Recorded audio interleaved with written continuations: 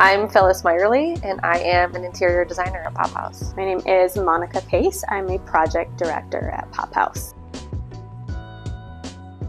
I think that first step is really understanding where your project is and what it is. So is it an adaptive reuse? Is it a new build? Is it a renovation? That framework is going to determine how you move forward. Within the overarching goals, it's really starting to set aside what is most important from a sustainable aspect of the project. Is it a project that's going for certifications such as LEED or WELL, or is it something that's just really a matter of doing the right thing sustainably? Especially with certifications like LEED or WELL, there's specific criteria you want to follow in order to meet those points, is what they call them, to gain your certifications. So that is going to determine what is achievable within your specific site, whether it's new, adaptive reuse, or renovation. Looking into next steps, it's assigning really the team and who is the team of experts that's going to lead the project to success from a sustainable mindset. Someone who's really passionate about sustainability and can really push to think outside the box. Once you've identified your partners, your sites, your goals and objectives,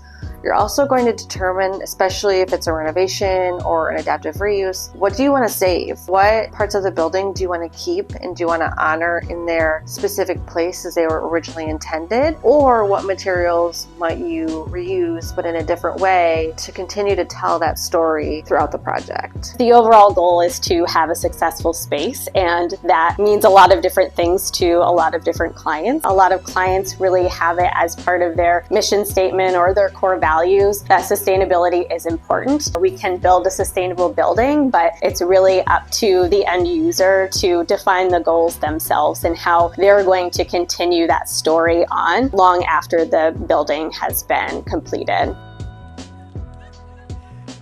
So adaptive reuse, by definition, is reusing an existing building for a purpose other than which it was originally designed. So it could be taking an old office building, reimagining it into apartments. You're able to use the historic elements of the building in new and reimagined ways to breathe new life into an existing structure. Our industry has a huge carbon footprint. It can take sometimes 10 to 80 years to offset the carbon footprint of any project. Reusing an existing building inherently lowers your carbon footprint of your project, and I think there is something to be said for the old adage, like they don't build it like they used to. Like those materials that were used, the brick, the concrete, the steel, all have inherent sustainable properties because you don't have to replace them, and I think that they have a really beautiful history and story to tell within your project. So a project that I am currently working on is a good example of adaptive reuse. It is an existing 100-year-old office building that is being reimagined into apartments. So there is a lot of beautiful historic details within the space, and we're able to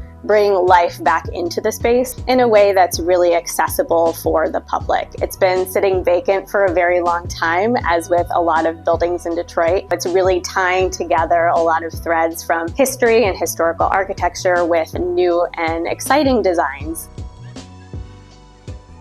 With interior designers and architects, a huge part of it is this constantly evolving standard and criteria that we're learning in the world of sustainability. What are new materials? What are the new standards coming out? Continuing up on that research and education for ourselves is really going to ensure that each project is more sustainable than the next.